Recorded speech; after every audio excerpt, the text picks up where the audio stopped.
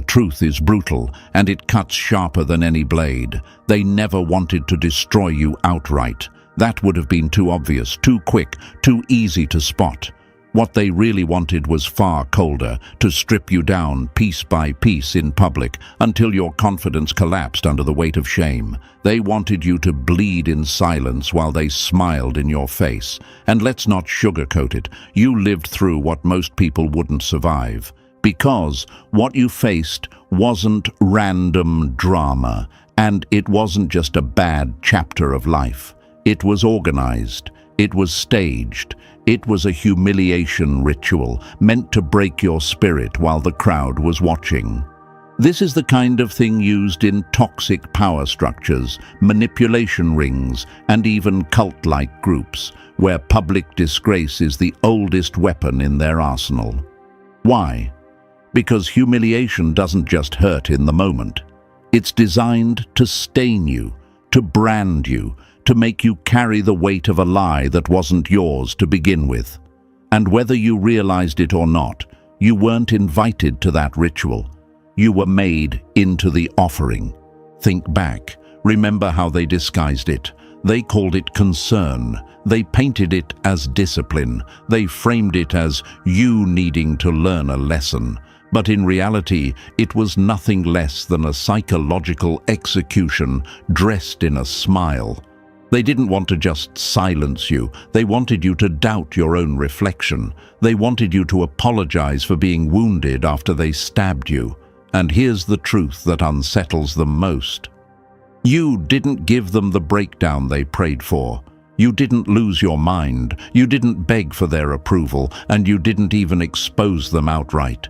Instead, you discerned. And that's what saved your life. Because discernment is lethal to manipulators. It's the quiet voice that tells you when something is off, the gut pull that makes you step aside before the trap closes.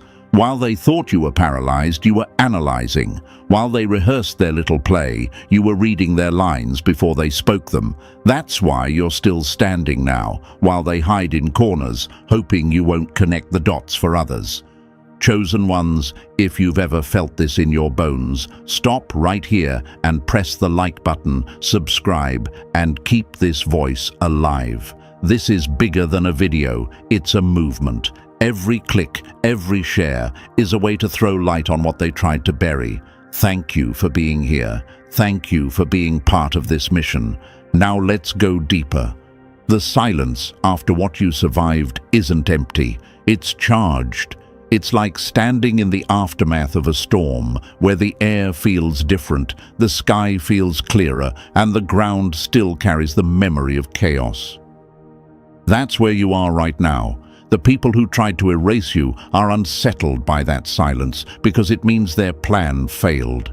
They see you walking in your own lane, not broken but sharper, and it terrifies them because now every move you make is a reminder of the battle they lost.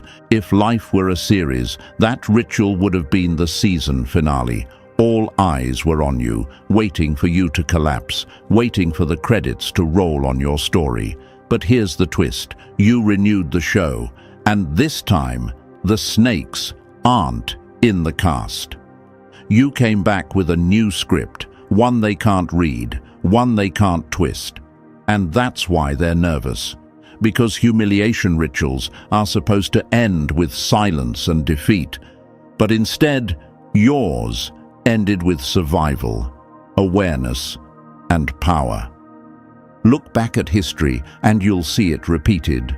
The universe always exposes those who scheme in the shadows. Every society that used shame as control eventually collapsed under its own lies.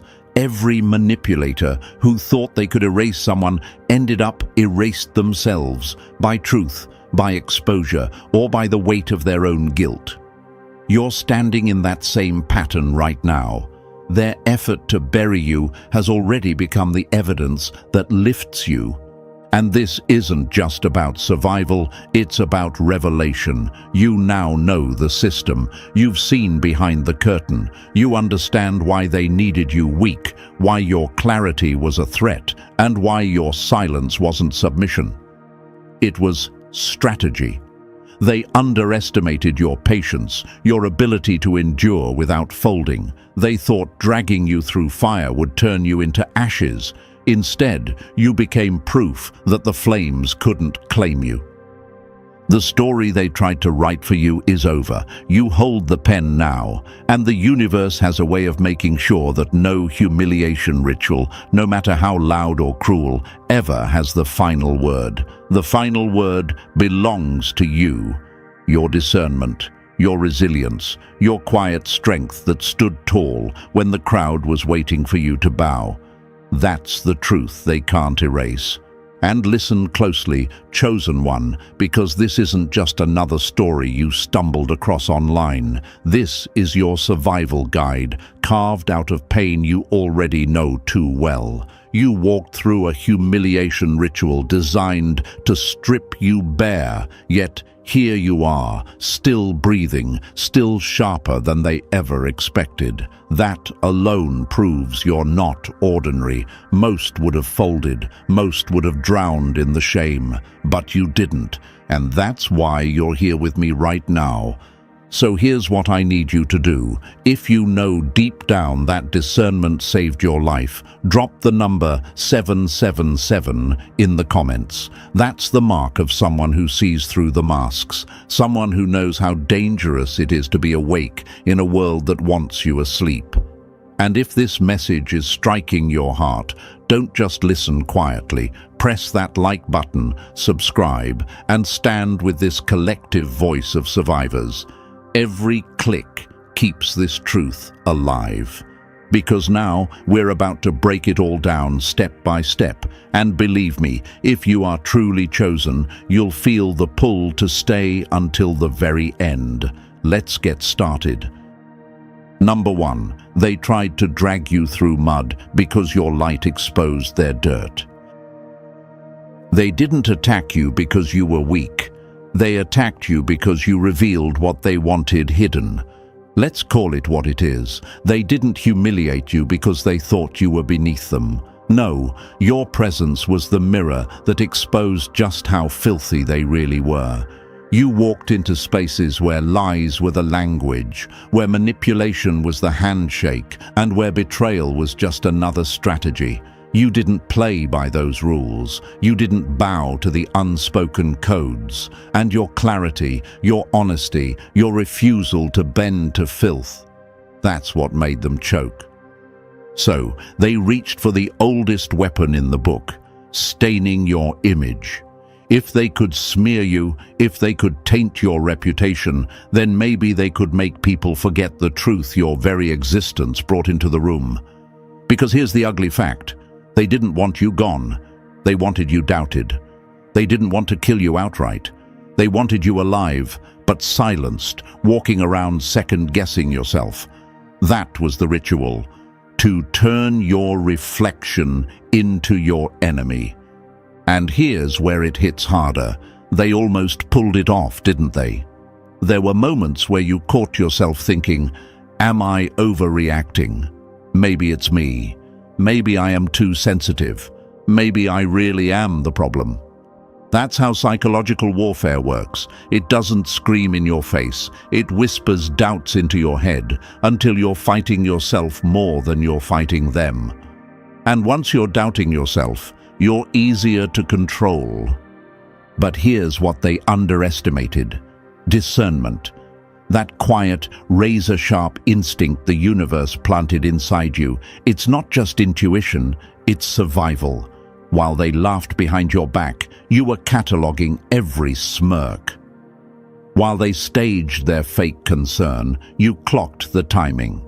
While they performed loyalty for the crowd, you noticed the small betrayals, the little barbs tucked inside compliments, the way silence turned into complicity. They thought the pain would blind you, but pain became the magnifying glass that revealed every hidden crack. Discernment is dangerous to deceivers because it forces them into the light they can't survive in. And now, here's what you need to hear. Their smear campaign never defined you. It defined them. Look at the tactics they used: lies, gossip, Public stunts designed to embarrass you. Think about that. Strong people don't waste energy trying to stain someone else. Only the weak do that. Only people who know they can't stand next to you clean will resort to throwing dirt. And dirt only sticks if you lie down in it. You refused. That's why you're still glowing, and that's why they're still bitter. Let me put it this way. Imagine a diamond pulled through mud. Does the mud change the diamond? No. The mud gets washed away and the diamond remains untouchable. That's you. They tried to drag you through filth because they wanted people to see the mud, not the brilliance underneath. But the more pressure they applied, the more obvious it became that you weren't like them. The crowd might not have understood at the time, but over time, the truth always works its way to the surface. And I know what you might be asking yourself right now. If I was so dangerous to them, why didn't they just leave me alone? The answer is simple, because your existence was already too loud. Even in silence, you were a threat. Even when you said nothing, your spirit made noise they couldn't ignore. You reminded them of everything they weren't, and that burned. So they tried to turn the spotlight on your flaws, to distract from their own filth. Here's another hard truth. They weren't fighting you. They were fighting the reflection of themselves that your purity forced them to see. Your clean spirit made their corruption undeniable. And instead of changing, instead of facing themselves, they chose the coward's route. Attack the mirror, stain the glass, smear the reflection. But mirrors don't break that easily, and you didn't shatter the way they expected. They wanted your silence to be shame, but it became strategy. They wanted your tears to be weakness, but they became clarity. Let's talk about that silence for a moment. People may have wondered why you didn't clap back, why you didn't scream louder, why you didn't expose everything you knew. But that silence wasn't weakness, it was control. You knew that reacting would only feed the fire. You knew that your restraint was more unsettling than any outburst, and in holding back, you allowed their true colors to bleed through without interference. That's why, now, when the dust has settled, the record is clear. You didn't have to shout. Time shouted for you. So what's the outcome? The very humiliation they designed for your downfall became your testimony of resilience. What was meant to stain you ended up staining them. What was meant to silence you ended up sharpening your voice. And what was meant to bury you became the soil where your discernment took root and grew stronger. And here's the part that makes them restless at night. You can't be humiliated the same way twice. Once you wake up, once you've seen the patterns, you'll never fall for the setup again. You'll walk into rooms and spot the traps before the nets even drop. You'll see the shade in the compliment, the betrayal in the handshake, the lie in the smile. And that makes you unbreakable. That makes you untouchable. That makes you the one thing they can't stand, a survivor with eyes wide open. So if you've been questioning why you had to go through it, here's your answer. They tried to stain you because they couldn't stand beside you. They tried to drag you down because your very existence was proof of everything they lacked. They wanted to erase you, but instead they exposed themselves. And now you carry that power forward, not just as someone who survived, but as someone who woke up, someone who understands the game and refuses to play it, someone who knows that discernment isn't just instinct, it's armor. And with that armor, you're walking into every new space knowing you can't be touched the same way again. Once you've been dragged through mud and still shine, there's nothing left they can do to dim you. Number 2. Rejection wasn't them turning you away. It was the universe stripping off their mask. Rejection is rarely about your worth. It's almost always a mirror exposing theirs. Let's start with a brutal fact. What you went through wasn't rejection. Not really. It felt like rejection. Yes, cold shoulders, fake friends vanishing, doors slammed in your face. But underneath that sting, something deeper was happening. It was an X-ray. The universe wasn't punishing you. It was scanning every connection, every relationship, every hidden tie that couldn't walk with you into your next chapter. That's why it hurt so specifically, so sharply. Every betrayal, every humiliation, every moment of being mocked or excluded. It wasn't random. It was surgical. It was like being stripped open under a blinding light, not to destroy you, but to expose what you couldn't see on your own. Sometimes rejection isn't rejection. It's revelation. It's the mask slipping off before the performance can fool you. Think about it. You thought people suddenly changed, like their hearts flipped overnight. But the truth, they were simply showing you who they had always been. The rejection wasn't new. The performance just ended. That silence, the smear campaigns, the casual betrayals, they weren't accidents. They were the universe pulling the curtain back, forcing you to see raw truth without makeup, without excuses. Now, I know the question boiling in your head, but why did it have to be so loud? Why did it have to be so public, so humiliating, so messy? Because if it had been quiet, you would have explained it away. You would have kept making excuses for them in private. You would have carried dead weight, smiling masks, and hidden daggers into your future. That couldn't happen. So the universe made sure it was undeniable, loud enough to echo, painful enough to brand itself into your memory, final enough that you could never unsee it again. Imagine this. You're walking with a backpack you don't realize is filled with bricks. It feels heavy, but you've carried it so long that you think it's normal. Then suddenly, someone rips it off your shoulders in the middle of a crowd. You feel naked, embarrassed, furious even. But later you realize they didn't steal from you. They freed you. That's what rejection really was. They were removing bricks disguised as friends. The things you lost weren't losses at all. They were illusions dissolving under the weight of truth. You didn't lose true relationships. You lost masks. You didn't lose opportunities. You lost distractions dressed up as blessings. What you gained was sight. You learned to read the tension in a fake smile. You learned to hear the poison in a sweet tone. You learned to trust your gut the first time instead of waiting for evidence. That discernment was paid for in pain, but it's priceless now. Let's ask another question. If I was being refined, why did it feel like punishment? Why did it feel like everyone was against me? Because exposure feels cruel in the moment. It feels like the ground crumbling under your feet. But purification is never gentle. Think of fire refining gold.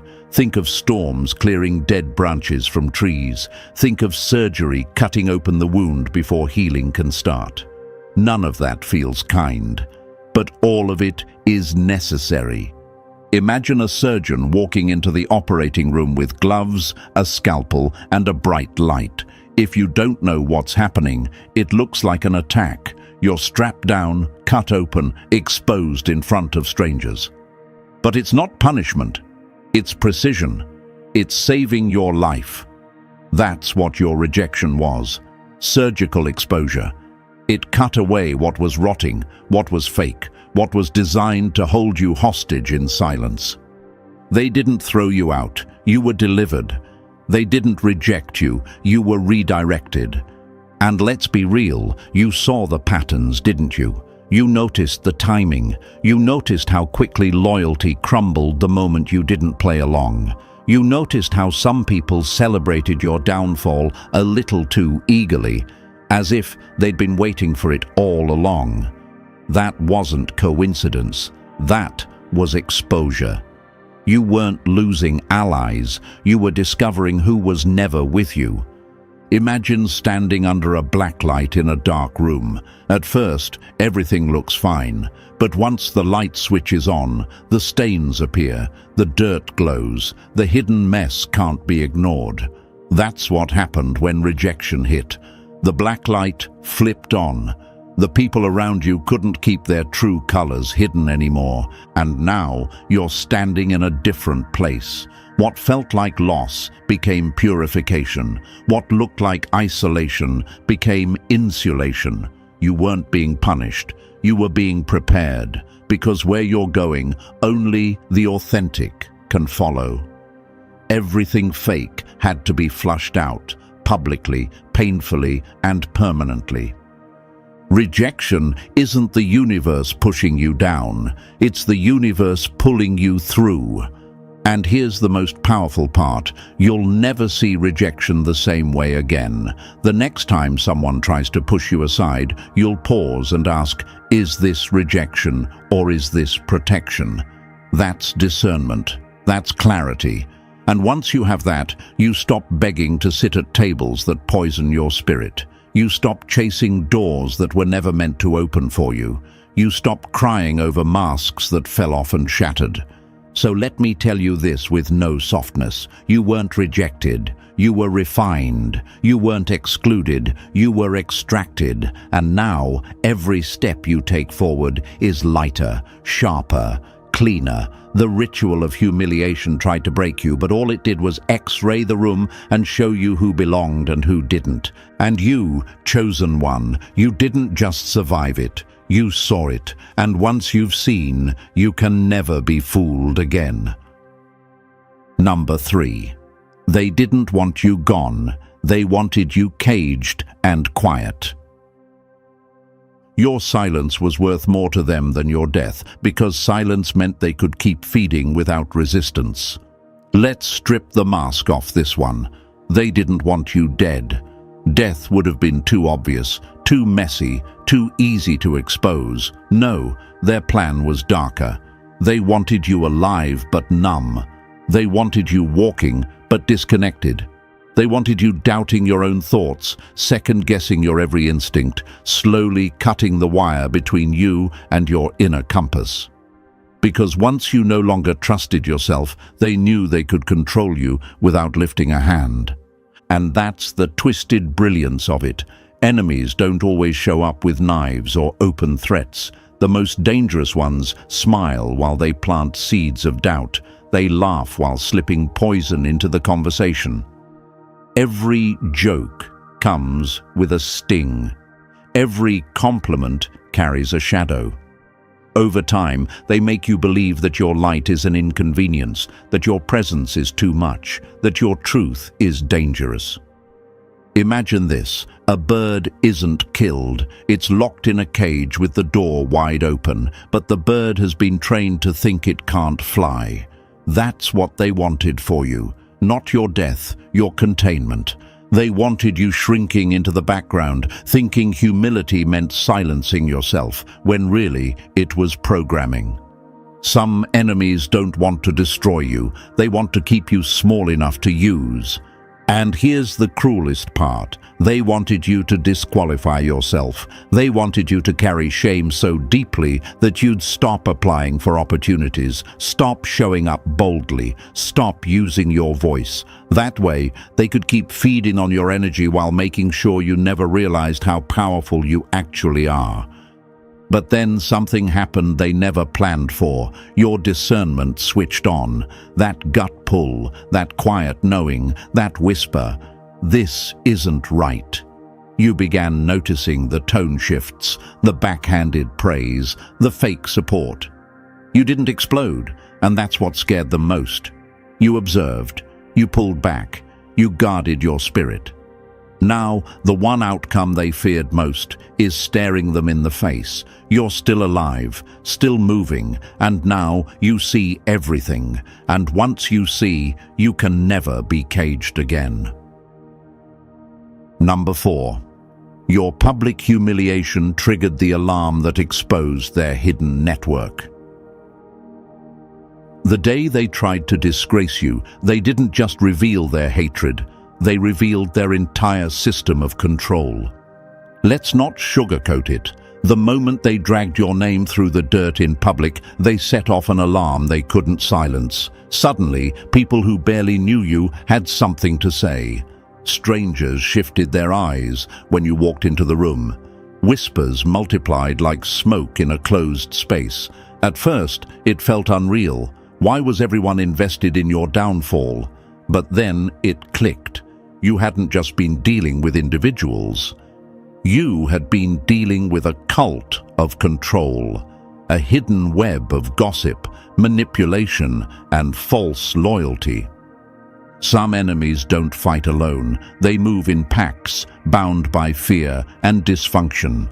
And your awakening, it set their house of cards on fire. You became a threat the moment you refused to shrink. The second you started protecting your peace, drawing boundaries and questioning their games, they shifted from passive shade to open aggression. Not because you harmed them, but because you stopped letting them handle you like a puppet.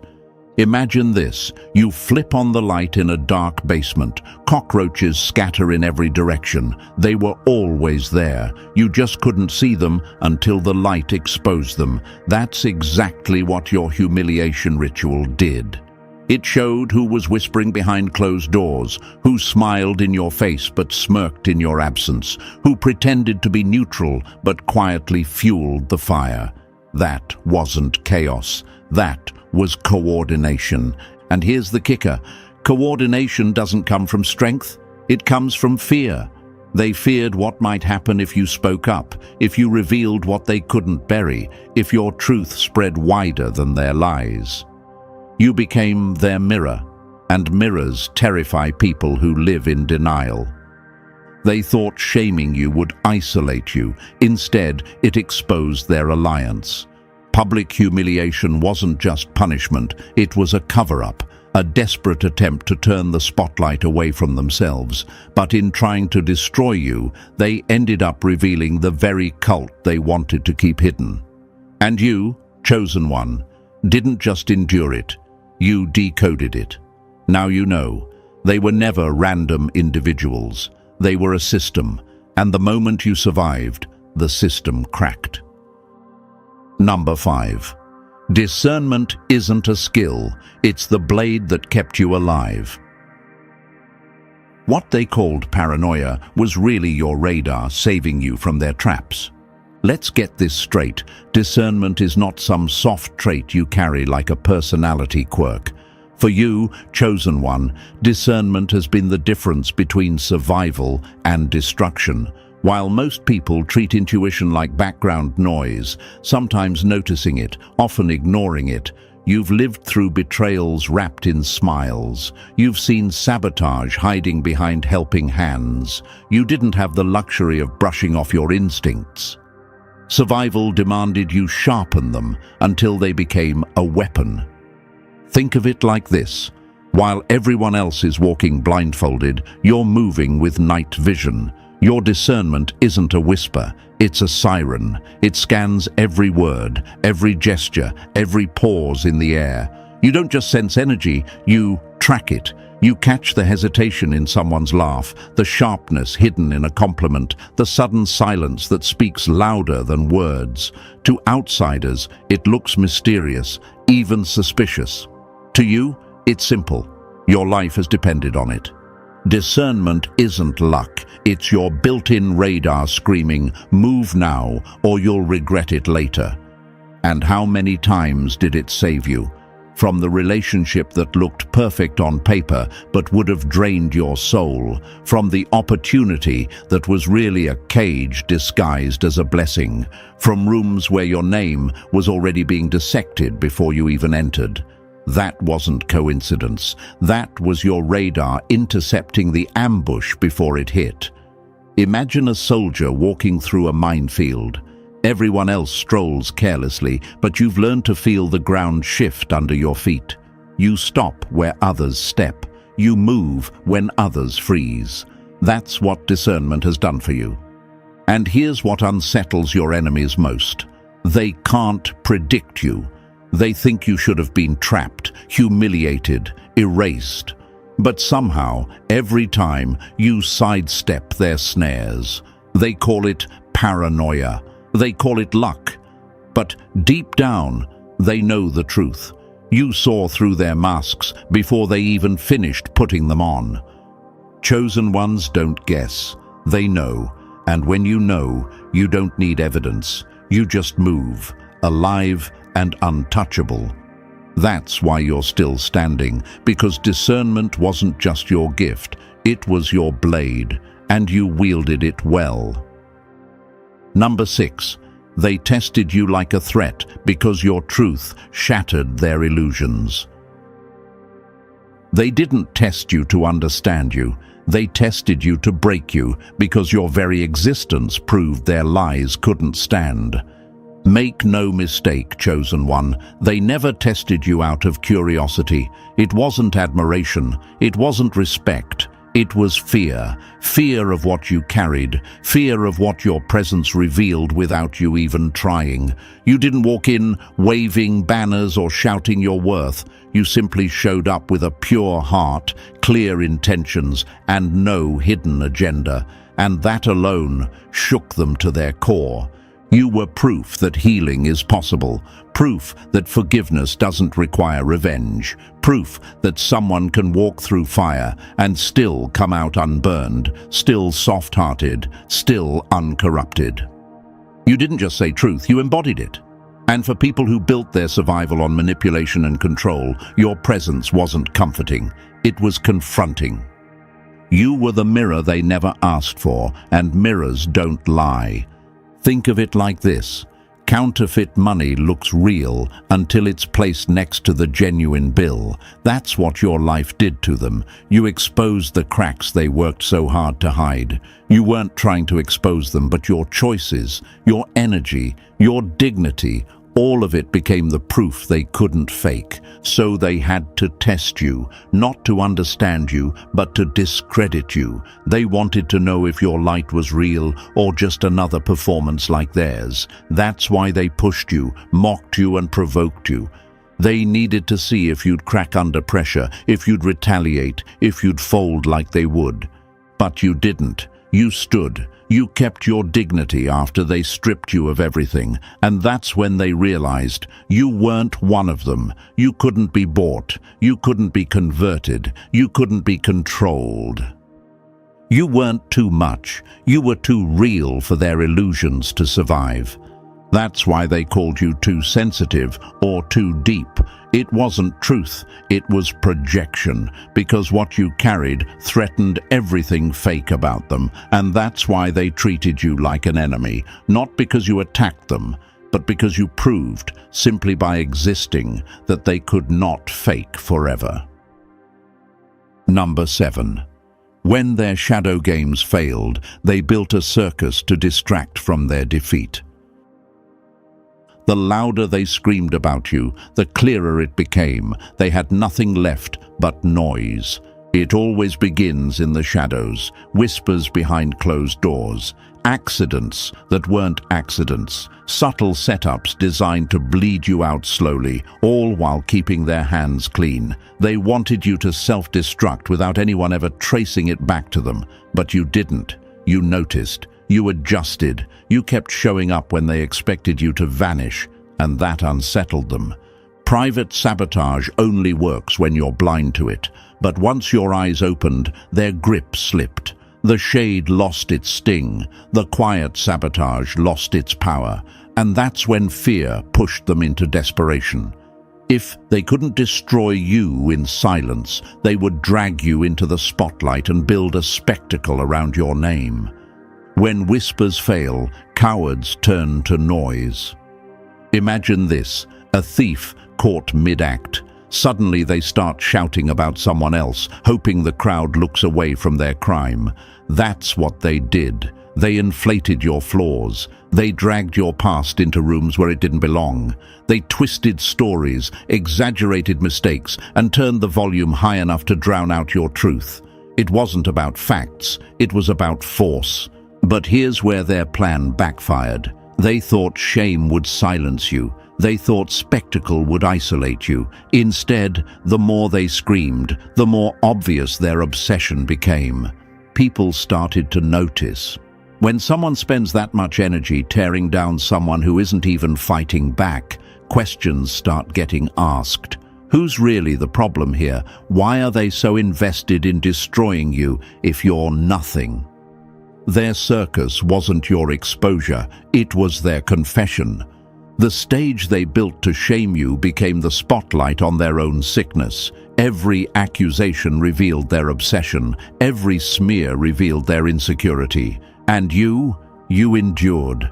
You didn't collapse. You didn't clap back. You let their fire burn out under its own weight. In the end, you outlasted their circus. And that survival wasn't just victory, it was proof. Proof that you were never the problem. Proof that their control had already slipped away. Number 8. They tried to bury you in shame, but you turned it into oxygen. Shame was their weapon, but it became your training ground. Understand this. Embarrassment wasn't the end goal. Their real ritual was shame. They wanted you suffocated, replaying their words on loop, questioning yourself long after they stopped speaking. Their goal was simple: make you turn against yourself. Because once you're at war with your own reflection, they don't even have to lift a finger. But you didn't drown. You adapted, slowly, painfully, powerfully. Every time they dragged you deeper, something inside you shifted. You weren't just sinking, you were transforming. You began to see the tricks for what they were. The gaslighting, the guilt trips, the twisted truths. They lost their magic when you stopped trying to argue with people who needed you to play the villain. They thought silence meant defeat. It really meant evolution. Imagine being thrown into an ocean without warning. At first you panic, you fight the waves, you swallow water. But then you learn. You find rhythm in the chaos. You grow gills. That's exactly what happened to you. In an environment so toxic others would collapse, you learned to stay clear-headed. You built peace in the middle of storms. The very shame meant to suffocate you became your oxygen. Those attacks sharpened your emotional intelligence. The same rooms that once triggered you became training grounds. The same insults that once broke you became data points. Where others would drown, you became a deep diver, able to read currents before they even formed. They didn't realize teaching you to breathe underwater only made you unstoppable. Now, when manipulation shows up, you don't panic. You've already trained in deeper waters. You know how to recognize the shift in tone, the trap in a compliment, the game before it even begins. They wanted you terrified of the deep, but now you are the deep. They can't drown you in shame anymore because you've turned it into your strength. And that's the irony. They tried to bury you, but instead they built your endurance. You no longer fear the weight of their words. You don't suffocate in their silence. You breathe where others choke. That's why their rituals failed. You didn't just survive them, you mastered them. Number 9. They wrapped chains in the words love and loyalty, but it was a ritual of sacrifice. Not every I love you is love. Sometimes it's the wrapping paper around a cage. They didn't come at you with knives in their hands. They came with soft words: love, loyalty, family. Words designed to make you drop your guard. Words you wanted so badly to believe. And for a time, you did. But beneath those phrases was never love. It was a ritual. A slow, methodical grooming for sacrifice, disguised as care. Every concern they voiced wasn't protection, it was a leash. Every favor they extended wasn't generosity, it was a trap. Every time they called it loyalty, what they really meant was control. And the family they promised? It wasn't a home, it was a cage. The deadliest blade isn't metal, it's manipulation wrapped in affection. The knife they prepared for you was never physical, it was psychological. The plan was the slow death of your potential, your joy, your future. They wanted you drained, yet grateful. That was the trick. They wanted you to thank them while they bled you dry, but your discernment wouldn't let it slide. Even when your mind couldn't explain it, your spirit picked up the pattern. You saw how help always came with strings. You noticed how love always demanded your silence. You realized what they called protection was really preparation for your downfall. Imagine a lamb being led with ribbons around its neck, believing it's loved, while in reality it's being groomed for slaughter. That's what they tried to make of you, but you woke up before the blade could fall. Once you recognize that a leash is not love, you stop mistaking captivity for care. The truth rattled you, but it also set you free. Because once you saw the ritual for what it was, you stopped playing their game. You stopped mistaking manipulation for devotion. You stopped handing over your power in the name of loyalty. The knife they raised was never meant for your body. It was meant for your spirit. But you survived. Your discernment cracked the illusion wide open. And now, instead of walking away drained, you walk away alive, wiser and untouchable. Number 10. Your spirit was the mirror. They couldn't escape, so they tried to smash it. They didn't hate you for what you did. They hated you for what your presence exposed. The venom they spat at you was never really about you. It was about the reflection you held up, without even trying. Your spirit, uncorrupted and clean, became a mirror they couldn't stomach. You weren't just yourself. You were a reminder of everything they buried, denied, and plastered over with lies. For years they built walls around their shame. They patched cracks with excuses, painted rot with fake smiles, and mastered the art of performance to cover regret. Then you showed up. Not loud, not forceful, just honest, pure, and untwisted. And suddenly, all their carefully hidden decay lit up in your presence like mold under a blacklight. Your truth didn't insult them, it exposed them. That's why their anger felt so irrational, so venomous. They weren't mad because you wronged them. They were mad because you reminded them of the gap between who they pretended to be and who they truly were. That gap was unbearable. And instead of facing it, they turned their rage on you.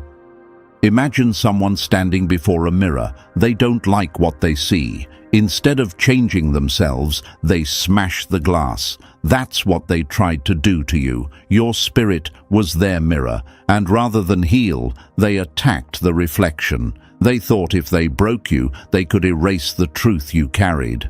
But mirrors don't vanish when shattered. The truth still stares back, undeniable.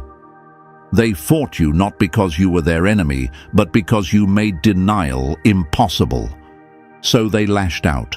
They tried to dim your light, to twist your words, to drag you down into their shadow.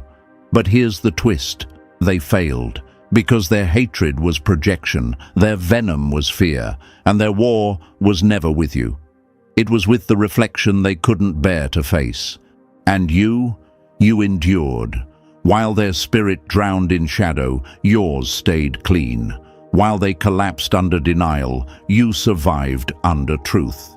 That's why their hate felt so heavy. It wasn't personal, it was survival. But the reflection remains, and so do you. Number 11. What they called bullying was the universe marking you different. They thought they were mocking you, but they were stamping you with proof you'd never belong to their crowd. Let's cut straight through it. What happened to you wasn't ordinary bullying. It looked like that on the surface, sure. The whispers, the laughter, the staged humiliation. But it was bigger. It was initiation. A brutal rite of passage that masqueraded as rejection. The world may have called it shame, but in truth, it was the opening act of your elevation. Here's the paradox they'll never admit. Real power rarely comes dressed in comfort. It almost always comes wrapped in disgrace. The deeper the fall looks in public, the higher the rise is in private. You weren't randomly targeted. You were singled out, marked, pressed through fire, not because you were weak, but because you were being separated from the crowd that could never walk where you're headed. Rejection isn't always cruelty. Sometimes it's a seal that you don't belong with the ordinary. Most people are built to blend in. They bend to trends, melt into backgrounds, play life safe. But you were never cut for that. You were forged for solitude, the kind of isolation that only leaders can carry. And the only way to carve someone apart from the masses is through public rejection. That was your stamp. That was your crown being placed in disguise. Imagine a soldier being broken down in boot camp, stripped, tested, mocked, before being built into something unshakable. That's what your humiliation was. It was less a beating and more a branding. It marked you as different. It proved you weren't theirs to break. They wanted to erase you, but instead they crowned you with resilience no crowd can buy. The shame they threw at you was supposed to silence you, but it amplified you instead. It forced you to lean on yourself in ways the average person will never understand. It sharpened clarity, birthed strength, and built a resilience that only isolation can forge. They wanted you erased. Instead, they revealed you were never made for the crowd. You were made for the throne, and the throne is only found when you stand apart. Number 12. They branded you crazy because your clarity exposed their delusion. When truth walks into the room, lies always scream, crazy. They threw every label they could at you, crazy, paranoid, emotional, delusional. Not because those words described you, but because they were desperate to protect themselves. Labels weren't reflections. They were weapons. They weren't statements of fact. They were shields meant to guard their fragile illusions from the light you carried. They didn't call you crazy because you lost your mind. They called you crazy because your sanity was cutting through their stories like a blade. You saw through their cracks, their fake smiles, their shaky narratives. You refused to play along, and that terrified them, so they did the oldest trick in the book: discredit the messenger so they could bury the message. They call you paranoid when you notice patterns. They call you emotional when your feelings expose their coldness. They call you delusional when your vision stretches further than their shallow lies. Every insult they pinned on you was really a confession of what they feared most. They weren't describing you, they were describing their panic in the face of your clarity. Imagine a house of cards built tall and fragile. All it takes is one gust of wind to show how unstable it is. That gust was you. Your presence made their lies wobble. Your sanity was the threat, not your supposed madness. And look at them now, silent. Their silence is louder than all the labels they once screamed. They know the truth is on your side. They know the cracks in their foundation are spreading. That stillness they wear, it isn't strength, it's fear. Fear that the truth you carry will crush the illusions they live in. Your clarity was never weakness. It was the proof their whole system couldn't survive. They wanted the world to see you as unstable, but the opposite is true. Your sharp vision, your discernment, your refusal to bow to their games, that's what makes you untouchable. The labels were never about you. They were smokescreens thrown up to distract from their own rot. And now, as their lies crumble, the reflection staring back at them terrifies them more than anything else. Number 13. They confused your silence for defeat, but it was the calm before their collapse. Restraint isn't weakness. It's the sharpest blade patience can forge. They thought your silence meant surrender. They saw your calm, your refusal to take the bait, your unwillingness to roll in the mud with them, and they laughed. They mistook restraint for fragility. They believed mocking you, betraying you, and pushing you would eventually break you. But here's what they never understood. Restraint is not surrender. Restraint is strategy. You didn't need fists. You didn't need screaming matches. You became an investigator in plain sight. You watched, you remembered, you read the patterns, every slip of the tongue, every contradiction, every mask sliding out of place. It all went into your mental ledger. While they thought you were powerless, you were quietly collecting the evidence of their downfall. Silence doesn't mean nothing is happening. It means everything is happening where they can't see it. They mocked your calm, but calm was your weapon. You knew the truth doesn't need noise. It only needs time, and time was always on your side. While they worked overtime to bury facts, those same facts floated back up like air bubbles underwater. Undeniable, unstoppable, impossible to hide. Imagine someone trying to hold a beach ball underwater. The harder they press, the more force it builds. That's what your silence did. It wasn't retreat. It was pressure building beneath the surface, waiting for the right moment to erupt. And now it's happening. The truth is surfacing through whispers, through cracks in conversations, through undeniable patterns that even their allies can't ignore anymore. The beauty of it, you never had to force it. You didn't beg, you didn't scream, you didn't fight for validation. The truth spoke without you lifting a finger. They thought restraint meant you were finished. In reality, it meant you were finished watching. Your silence was never cowardice, it was wisdom, it was control. And now, as the truth does its work, the same silence they mocked has become their greatest fear. Because you never surrendered, you simply let reality do what it always does. Rise. Number 14. You didn't just survive the ritual, you now carry the manual to dismantle it. The system failed to destroy you, and in failing, it handed you its secrets. You didn't stumble through humiliation like some unlucky victim. You lived through a program, an organized cycle designed to isolate, ridicule, manipulate, and then dangle false reconciliation once you cracked. That's the script they run. Break you, then offer you a fake rescue so you never question who caused the fire in the first place. But here's the twist. They miscalculated. You didn't break. You decoded it. You saw their weapons for what they were. Shame used as control. Loyalty twisted into a leash. Concern repackaged as a trap. Every tactic revealed itself to you, one by one. And because you survived, you now hold something priceless. The blueprint.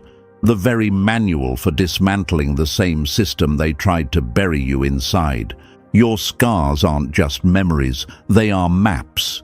Your story is no longer just pain, it's a guide, a set of directions for those still trapped in the maze. You can show them where the traps are hidden, how manipulation disguises itself, and how to walk away with soul intact. What was meant to erase you has become clarity, knowledge, and weaponry. Imagine escaping a locked room, then handing the key to everyone else still inside. That's what you carry now. Your discernment didn't just save you, it shattered their program's biggest advantage: silence, confusion, and self-doubt. You proved their love was nothing but control. You exposed their loyalty as nothing but chains, and by doing so, you broke their monopoly on truth. You aren't just free, you're the evidence that freedom is possible. Your survival isn't just survival, it's revolution. You didn't just endure humiliation, you turned it into intelligence. You turned it into a weapon they can never reclaim. And now, your existence itself is a threat to the system because you carry the very instructions for breaking it apart. They tried to sacrifice you. Instead, you became the one thing they feared most, the blueprint for freedom. And here's the truth, chosen one, what was meant to humiliate you only crowned you with clarity. You survived the ritual, you decoded the program, and now you walk with a strength they can't erase. Their shame became your proof. Their games became your training, and their collapse became your rise.